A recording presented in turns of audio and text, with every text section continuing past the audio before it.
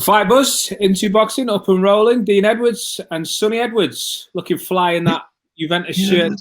Boys, how we doing? New brother, and I know you. You said Dean Edwards and what? That's a new one. Hey, rah, Been a the long real day. different guy, the big black brother, you know, mad thing. I ain't saying nothing. Dean I'm Edwards inherited White. a small guy. We know who we are. We know who we are. Boys, are we okay? We're doing all right. Yeah, all good. Before we start talking about boxing and fights coming up and everything else, I saw you tweeted earlier on, Sonny. I'm guessing you've had a big old media day today. Not just today, to be fair. I think all the media sort of got left until about 2.5 weeks out, and then I've had like 2, 3, 4 every single day for the last 2 weeks. They gave me the option to do the sort of big time thing where you just have all of them at once, but I thought, nah, I can't be doing that just yet. You know what I mean? I can't be having that treatment just yet. I ain't earned that yet. So I've done them all. Even when you're at that level, can we still have this? Can we still do this? Yeah, of course, man. Of course. I don't mind doing it. I don't mind talking boxing, and a lot of people have given me their time over the years, so I like giving it back. You know what I mean? Yeah, we had a good chat last time. We brought the dogs in and everything. It was good. How are the dogs doing? Yeah, they're downstairs. They're getting bigger. They can't be getting much bigger, mate. They were massive last time. Yeah, to be fair, the girl's only like 7.5 months now, so she's still got quite a lot of growing to do. But my boy is 13 months now, so he'll probably get a little bit bigger, but hopefully not too much, man. He's dragging me all over the place as it is. Is it good for kind of an extra bit of training, trying to hold them on the lead when they're pulling you all over the place?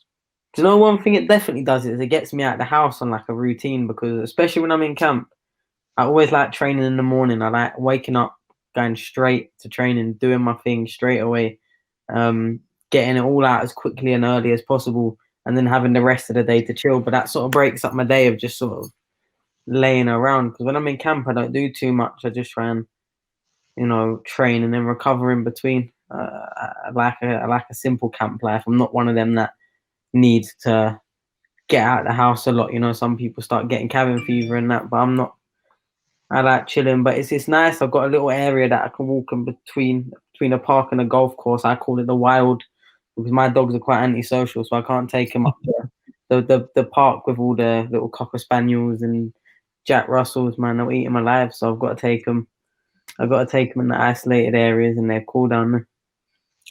I know this might seem a bit of an odd thing to bring up, but there seems to be a thing with sports people having like specifically dogs just to kind of get out. They'll have some dogs, Dean. Got loads of dogs, and they're like little bloody horses or something. Trust me, loves them dogs. It's like, I suppose it's like a bit of a, well, like you say, it breaks up your physical kind of space, but at the same time, it just breaks your concentration from thinking tactics, thinking pressure, and everything else that comes with it. And I think for a lot of people now, it's a little side hustle as well. I mean, there's a lot of money in it. So, So obviously boxing might not last forever. So if I can get 50 dogs littered around that I've got a percentage in, then I'll have constant earning power. Do you know what I mean? Always thinking. Well, I'll tell you what, let's jump straight into the boxing. Big fight on Friday. Let's ask you very quickly the questions that I'm sure you've been asked 100 times this week. How's camp going, and how's the fight preparation going? I mean, I don't think anyone's ever said camp's gone terrible, have they? I think no one's ever answered that question that way. But you should be the first. You should be the first. Yeah, but I mean, one thing I will say is that I've taken this camp probably a lot more seriously than a lot of the other camps. Don't get me wrong, I always train hard. I've always trained. I like getting in the gym and I like putting the work in. But my biggest downfall probably was before what I was doing outside of the gym. In the sense of like my eating habits, cutting a few corners with stuff like that. But for 13 weeks, I've been on my meal plans of eating the right things at the right times. I've been putting in the right amount of water. I've done it all properly. Do you know what I mean? Even to the point of now the last week just making weight. Normally, I'll be real, I make super flyweight quite easy, but I always make it and flyweight quite easy. Obviously, super flyweight easier, but I always have made it a little bit hard for myself, knowing that that last 1.5 kilos, I can do that in 45 minutes. You know what I mean? And I've always aimed for that, just to jump in a hot bath the night before, go to bed dry, wake up, and that's why people have seen me a bit gaunt on the face and looking a bit tighter than really what my body is showing that I'm tighter, just because I knew I could do that. But this time, like yesterday, I ate 4 meals. I was eating steak and 3 eggs and chicken sausages, and I've never done anything like that before. It's all like now planned out, you know, when I've cut my fiber, when I've cut my carbs, when I've cut my veg, and it's all planned out and a bit more scientific now. And I've noticed a massive difference. I mean, I'm waking up 1 kilo lighter than what I'm falling asleep at. Normally, I'm only ever doing that out of camp, you know, when I'm way too much food in my, and hydration in me. Do you know what I mean? So that's a bit alien to me, but it's good. I mean, I'm doing little half an hour, little sweat outs, and I'm losing what I would normally be losing in like an hour and a half one, typically on fight week before. So I've probably taken a lot more seriously in that aspect. But, you know, camp's not gone too different to any other camp. I mean, it's still a fight. I mean, I've had a couple of 12-round title fights now, even more 10-rounders.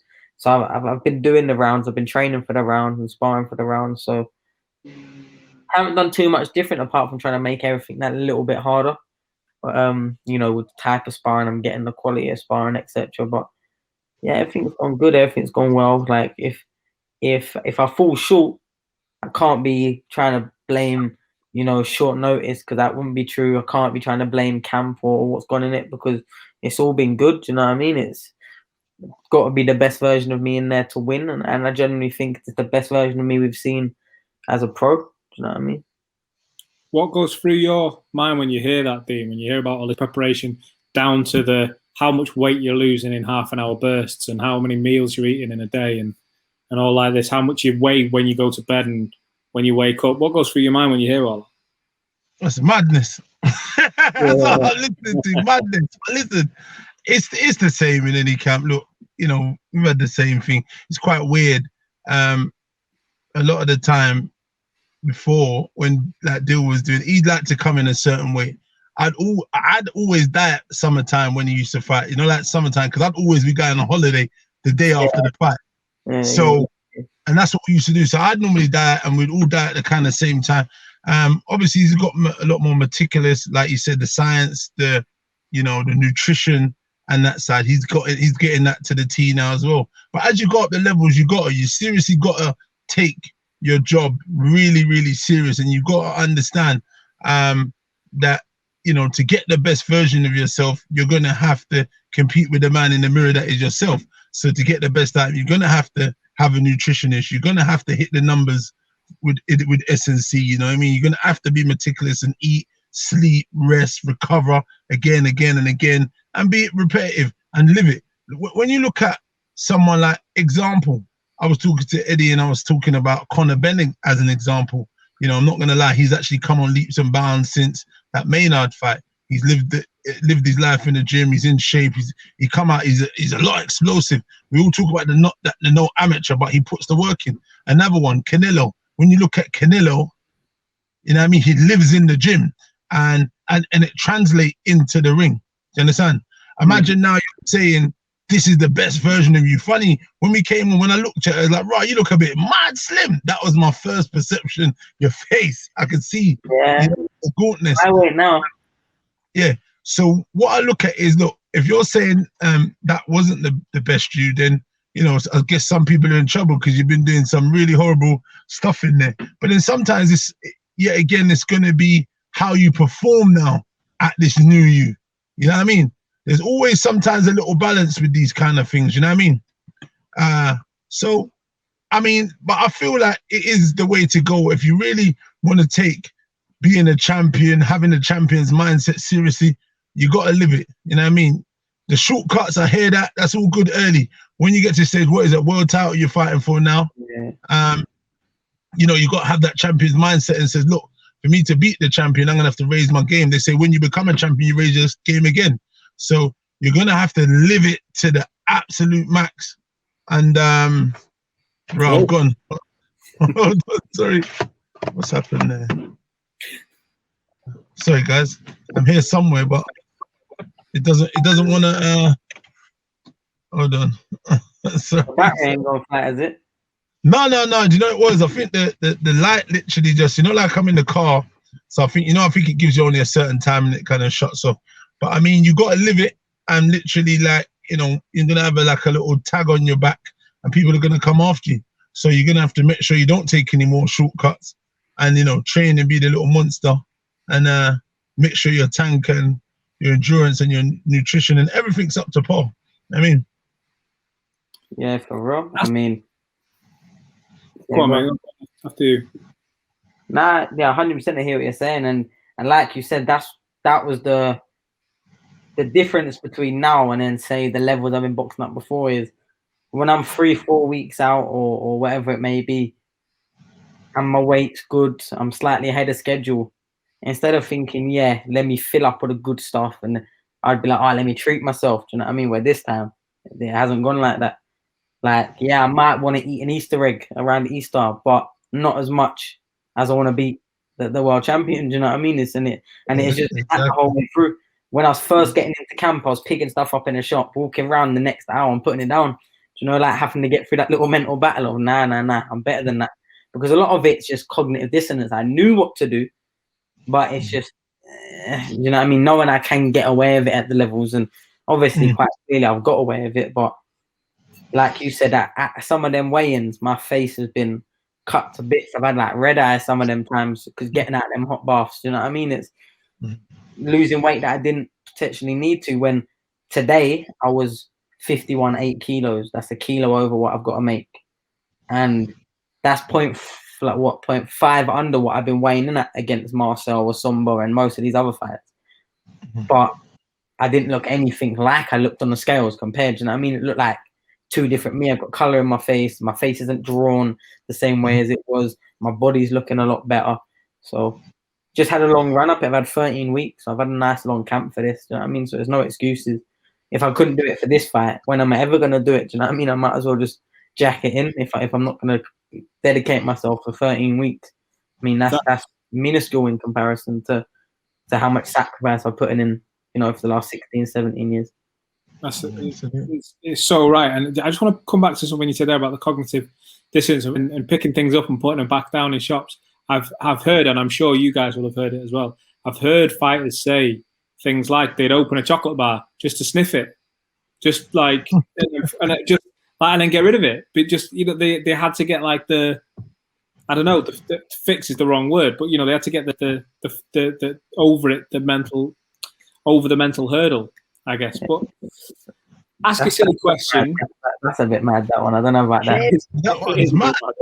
I've heard, I know people that like would be like 2 weeks out of a fight, making weight, can't like eat nothing bad now, and they'd be sat through Instagram scrolling all them food pages and that. Me, people that them people, them people that if you check their Insta, they're always eating out every single night, so you know what you're gonna see on their story or their snap.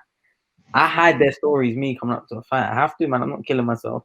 I'm one of them that can't have anything in my house. When I have my son or my sons now, I have to go to the shop on the way to getting them to get all the stuff they need, for the couple of days that I've got them. I can't even have kids snacks in the cupboards because at 11 o'clock at night when I've got belly rumblies, they're getting whooped off. You know what I mean? It's just happening. You know what I mean? So I've got to have Ask a silly question. This is I mean, would you agree this is the toughest fight of your career? The biggest fight for sure. The toughest fight. Yeah, I mean, I boxed at a good level at amateur. I mean, I boxed against a world champion there, so it's like I'm not, even though it's a different discipline, I've boxed at the highest level as an amateur and I won, and it brought the best out of me. But obviously, doing it over 3 rounds is very different than doing it over 12. So for that instance, yeah, definitely the hardest. I mean, there's no one you could even sort of begin to suggest sort of is comparable to the opponent I'm jumping in with now.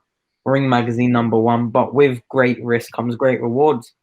And I've always been one of them that jumped at every chance to spar the British champion super bantamweight or top 10 in the world featherweight and doing 8-10 rounds against them. I've always been the one that sparred ahead myself, like rise up for the challenge. And usually, if you go back through, they're the spars that have always got the most out of me, to the point that they're getting out like, wow, how are you boxing at fly, super fly, and doing that? Do you know what I mean? And that's just the truth, because when I have that actual threat and actual fear, it raises everything up, my reactions, my adrenaline goes through the roof. Do you know when you're in the ring with someone that, as much as you try and get yourself up for it, you know, deep down, you just know I'm better than you. Do you know what I mean? I know I'm better than you. And they're the fights that you get caught with. They're the fights that you walk onto shots a bit more. And just because you know you can get away with it. When you're in there with someone, I don't mean like to be afraid of, but you know, when there's someone that you fear for whatever reason, you fear their punch power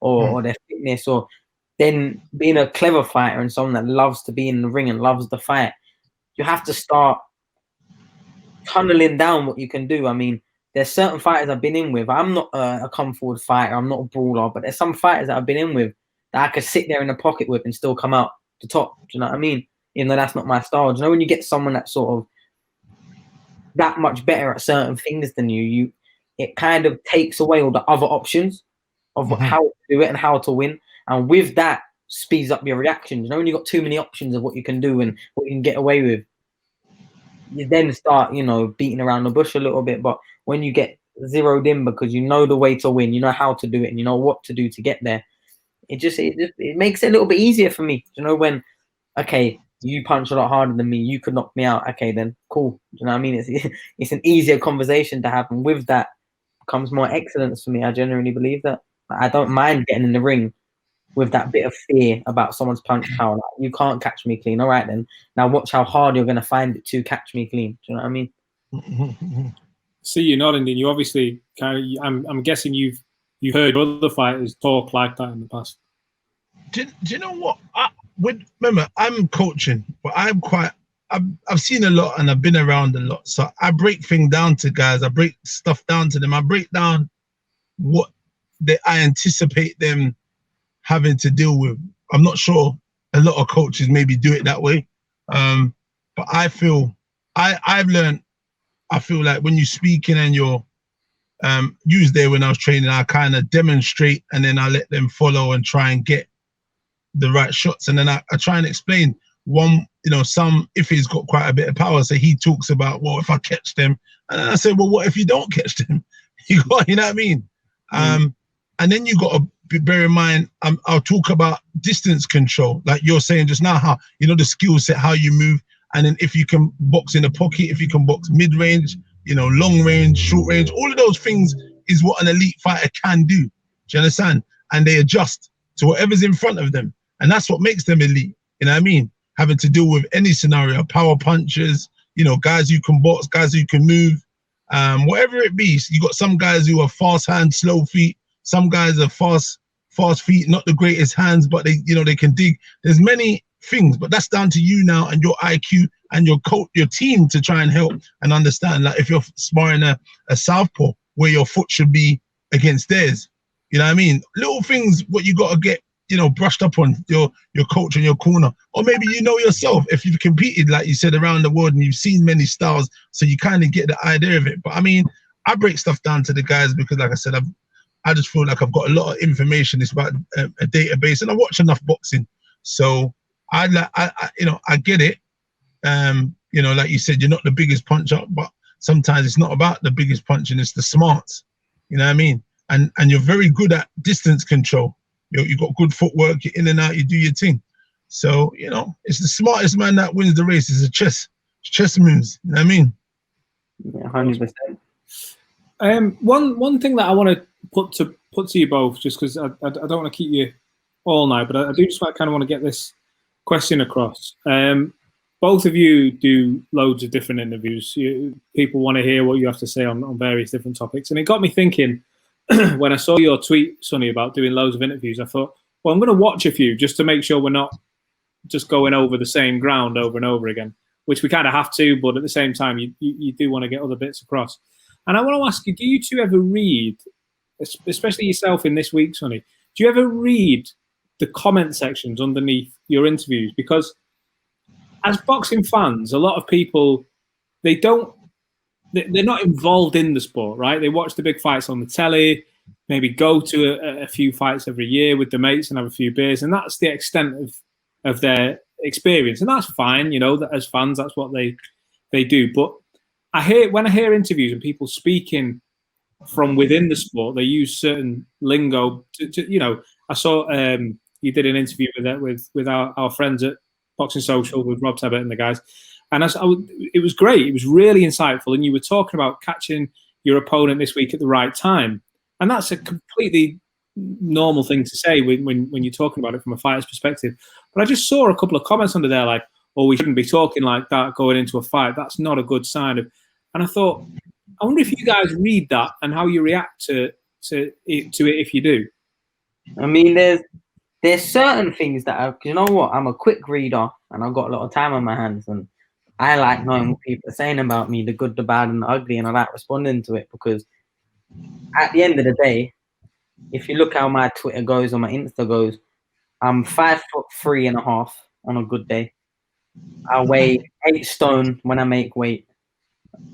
I'm in the least desirable weight of boxing, yet I'm one of the most engaged with boxers in Britain when it comes to the sort of stupid tweets and different conversations and flying, because one, I'm very active on there, but that's just me anyway. You got to remember, I grew up in the first generation of the internet. I mean, my age group started having the internet when we was like getting 8, 9, so we come through all the way with it. So I've always been with a phone or with iPod touches before it was even a phone. You had it to connect to the Wi-Fi and you had the apps on there. Do you know what I mean? So I've always been. Did you ever know dial-up internet? Did you ever? Yeah, the AOL, and it like one page would load every. We used to have one big computer at the bottom stairs next to our drum kits. We used to play the drums, me and Charlie, believe it or not. We had a computer, and the only way that I could get him off the game that he wanted to play was by saying that I wanted to do the learning games, and that took precedence. So I'd be like, "Dad, I want to go on that," and then he would get all kicked off, and I'd be on there for a little bit. As soon as no one was around, shoot onto the game to get me. But yeah, I don't mind it, because one, I understand the value in people being interested. Like, people need to feel something. Successful public figures, especially in boxing, if people feel something, that's when you know you're going in the right way. Whether that's a jubilation when you win, whether it's disgust, whether it's anger, whether it's hatred. Like, people want to feel something. They don't even know that, but that's what the consumer of a boxing fan, a sports fan, wants to do. Do you know what I mean? They if it's like they see your name, like, how many times could you see there be you know, like a full pub or a full bar or casino, and there's a big screen with boxing on? There could be 3 or 4 fights, and because no one knows them, they're in a conversation there. They might look at the TV, the thing, the music's probably playing over, because no one's really engaged or feeling that fight. But the moment the main event that they've all come to sit down and watch, everyone's glued to it. Do you know what I mean? Because they're engaged. And my job as a professional boxer trying to build a profile is to be interactive, to be engaging, and I've got to do probably more groundwork than anyone else at any of the other weights, because there's less of people at my weight with platforms. Like, when you think about it, the 3 biggest platforms at my weights and thereabouts is Kao Yafai, who doesn't really want to fight anyone, unfortunately, but then my brother and me. So automatically I can't fight one of them 3. It's not like they're at the heavyweights. There's 25, 30 names in Britain that people would recognize and be like, "Oh, yeah, he's fighting him," and that happens. That trickles all the way through. So I've got to do things perhaps further out, and if that means talking shit on Twitter and calling a few babies ugly and birds fat, then so be it. Do you know what I mean? I'm one of those people that I come from an environment of cussing. You know, I'm come from the environment of cuss. Like, me and my friends, we cuss each other. I mean, I went to a grammar school, a boys' school, into a sixth form, right? Yeah, and it top 10 in the country. Most people ended up going to Oxford or Cambridge or one of the Russell Group uni, right? And you know, these kids were very quick-tongued, because they say wit is the highest form of intelligence, right? They heard that a million of times. So you had to get thick skin and to be very quick with your replies, because that 5-second pause, out of here. Do you know what I mean? So I've always been quite reactive and cuss. So for me, it's just me being normal. And it's not like I open up my phone or my laptop and think, all right, then who can I try and bully today? It's not that. I wait for the tweets to come in and just respond accordingly. And I don't really feel too way about doing it. So obviously I need to see what it is. But now I've done so many interviews throughout my boxing career. I don't really sit and troll through all the YouTube comments and because that's just, there's too many of them at this point. Do you know what I mean? One fight week, there's a couple of IFL, a couple of boxing social, there's behind the gloves, whoever grabs hold of you, do you know what I mean? It all gets wasted in the fight buzz. Yeah. I'll read them ones. Do you know what I mean? Don't forget.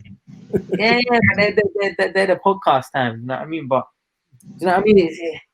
I understand the value in it because whether there's 1,000 people wanting you to really win and 0 haters, or 0 people wanting you to win and 1,000 haters, or anywhere in between, or times that by whatever, it's value. That's engagement. That's people tuning in. That's people tweeting about when you are fighting, win, lose, or draw. They're talking, and look, we have people like Chisora, who every time he's lost has then gone on to make more money just because of the way he's got people engaged. Wherever he's getting knocked out or them beating a Polish lad or whatever's happening, he's making more money and selling out more people, and more people knowing about him because you can lose in this boxing game and still come back. You're one win away from being the best thing in the world again. Look what happened to Dillian. You know what I mean? Put his wrong right, and then all of a sudden, boom, big fights now, and everyone's going, yeah, Dillian. You know what I mean? It's the beauty and it's the beauty and of the sport. Fans, you can't take it personally. Do you know what I mean? You can't take it personally. Young fighters that you were with, Dean, who will have also grown up with a phone in the hand and on whatever social media platform, they could learn a lot from that. No, definitely. I even told them, look, imagine I did one with one. It's quite funny. One of my guys, I did one with him at the Usyk and Chisora press conference. And then he went on to read the comments, and there was some stuff he didn't like on there. And he was like, I'm never doing interviews again. I don't want to see. He was like, I said, mate, you got to get thick skin. Trust me. Listen, it's the beauty and the beast of boxing. There's bare keyboard warriors. You can't make them affect you. If they tune in and watch, you've done something right. Because like you said, the good, the bad, the ugly, the indifferent, it doesn't matter. Listen, people used to tune in to either see me with a win or lose or whatever. But guess what? He captivated the audience and he got paid. It doesn't matter. You know what I mean? When he became Money Mayweather, you understand, TB, that was it. That he became public enemy #1 to many people. And then he did garner a great fan base because of his elaborate over extrovertness and so on, but he backed it up in the ring. So I even tell these guys about that kind of stuff. Depends what kind of person you are. If you're not outspoken, don't really talk no smoke shit. Keep it kind of simple, and that's it. But regardless, whatever you do, there's gonna be a critic. It don't matter. There's gonna be a critic. You know that you're not gonna please everyone, so don't try. A mate of mine, and it kind of backs up this. You've made it when people are talking shit about you in the comment section. A mate of mine is in a band that they've done quite well. They're on to big things. And a couple of years ago, him and his missus went to the supermarket quite late at night to get some bits. And he said that for the first time he heard his song playing on the speakers in the shop, and someone on the next aisle said, "Oh, I've heard this. This is," and they said his band name, and he was like quite buzzing because straight away he's heard this like in the shop. Someone's recognized it, and the guy finished the sentence by saying, "They're shit, these. I've heard them." He said, real quick, straight down. And do you know what? It is what it is. At the end of the day, this person knew him well enough to have an opinion on him. Do you know what I mean? And he just took the positive from it. And I guess fighters, like you say, as long as they're talking about you. You see, one thing I'll definitely say, yeah, and maybe this is maybe a bit different because we're boxers, right? I've lived on this earth now 25, coming up to 26 years at the end of the year, right? And I've read probably 1,000, 5,000, 10,000, maybe even more negative things about me on the internet in my time. Do you know how many people have ever said anything to me at a boxing show that's not when's your next fight, or let me get a picture, or walking down the street. Do you think I've ever heard any of like? And bear in mind, I am the least physically threatening, intimidating person you'll ever meet. Where 9 times out of 10, people will be watching me in the pub or at home and thinking, you know what, he's only 5 foot, I could have him. Do you know what I mean? That's the general perspective. Like, well, I'm 6 foot. There's no way a man of that weight and size would be. But still, I've never ever had it. Never, not once ever had it where someone's called me over and tried mugging me off or taking the piss out of me or just. But at the same time, I know people that this world, the internet world that we live in, has basically put the final nail in coffins of careers. You know, once they have all the hype, they have all the build up, everything's nice, everyone's for the most part liking them because there's not too much negative they can talk about why they haven't lost or nothing bad's happened.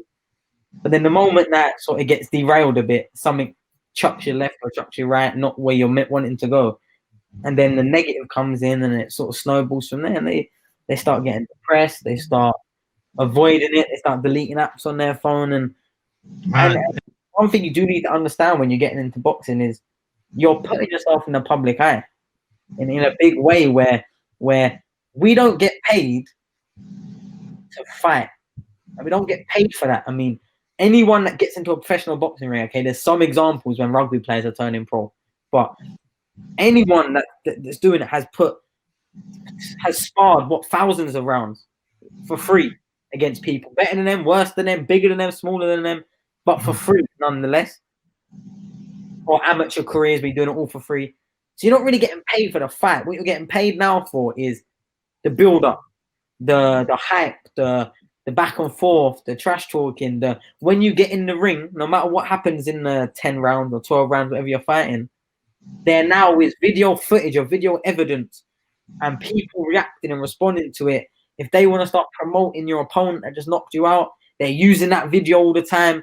That's what you're getting paid for. When you really deep it, it's like now everything's in the public eye. That's what you're getting paid for. So that's what you need to understand when you decide I want to be a pro boxer. You have to really understand that. Look at all the people that you've seen climb up near to the top of the mountain, even get there and then fall, and then what comes of it. And make sure you're ready for that. See it all the time. And how can you be surprised when that happens to you? You're just the next person when someone else loses next week or something else happens. You're forgotten about. You know what I mean? It's like the ball moves on, and then you 3 months later come back with a win. All of a sudden, no one cares about that one of you getting lost or getting knocked out. All of a sudden, it's okay. What's going on now? And then there'll always be the little ones at the back going, "Oh, well, he got knocked out by it." But they're always gonna hate. They're always gonna find something. They don't like you, innit? They simply don't like you. And they probably don't like themselves more than they don't like you. Oh, yeah, they're projecting their insecurities because a lot of this comes from fake accounts and blank accounts. That's the beauty of it. That is the beauty of most. I've seen you online moving smoky. Yeah, I love it. I love it. And do you know what happens now? Yeah, like I'll have a back and forth with one person, and then usually to try and get me, they'll do something really scummy. And then because of that, then it will do like loads of spin-off arguments over there. There'll be 2-3 people that weren't involved arguing. There'll be people over there arguing. It's mad. And then eventually I get to the point where I think, I'm going to stop now. And you'll be getting notifications for the next 2-3 days. 2 people that are still arguing from what you started days ago. You know what I mean?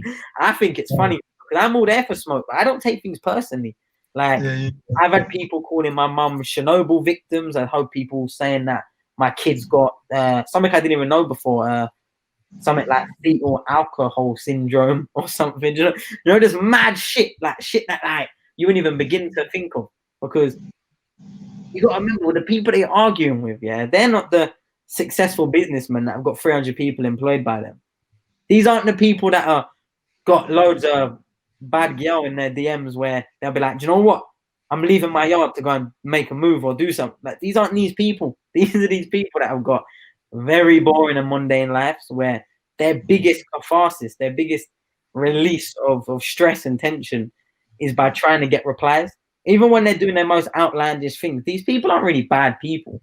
It's like, this is like their sport, where I get up in the morning and I train and then I go to fight weeks and then press con. This is their version of that. You know, I bet none of these people go and play football down Sundays in Sunday League. You know what I mean? Because that would be a good release for their energies, but they haven't really got that. So that's what you just understand the type of people that you're meeting online. Like if you looked at them in the street, because obviously there was them one, I don't know if you've seen where people sent me their real life pictures and I was creasing. My man looked like Shrek. It was the funniest thing I've ever seen. But like this same kid was giving it to me, but then the moment that his picture come out, energy was gone. Energy was gone. You won't be trying no more. Just that goes without saying, man. This internet thing. Do you know what? I think I get a lot of stick on there sometimes, but I don't even really, because I do too much interviews and too much things. I don't really even go on and pay any bit attention. Sometimes, like you say, you get notifications when either people are arguing and there's someone's backing me or saying this, but I'm doing so much things I can't even keep up with it, and because I know it's just all internet. And you got haters, and I'm good with that because obviously they're still watching what I'm doing, which is good, getting me good numbers. I just leave it. I'm not really on. I don't mind a little fest. I don't mind a little smoke, but then when it comes to it, I just want to give someone a slap around the ear hole. I'm not really here for too much talking. You get me? So that's why I've kind of learned. I've got thick skin anyway, so none of that really. It's quite funny. I think, I don't know if I told you before, I said I did an interview with IFL, and I said, look, the internet guys, the guys who sit on the couch, to do bare talking, and maybe one day they should come to the gym and try and live out a life as a professional boxer, sparring, training. And some geezer came, some little hench black kid came. No. He's about 20 stone, I swear, bruv, he come. You know the maddest thing? I tell you how serious he is. He had a full-blown camp, didn't tell me, and called me out when he thought he was at his fittest. Mad.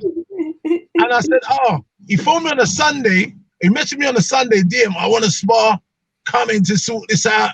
And I had a mad hangover, I had a mad weekend. I was like, I looked on his thing, I was like, what the hell? I saw him at Lee Valley, running in the sand, shadow boxing, sprints, hurdle. He had a proper camp.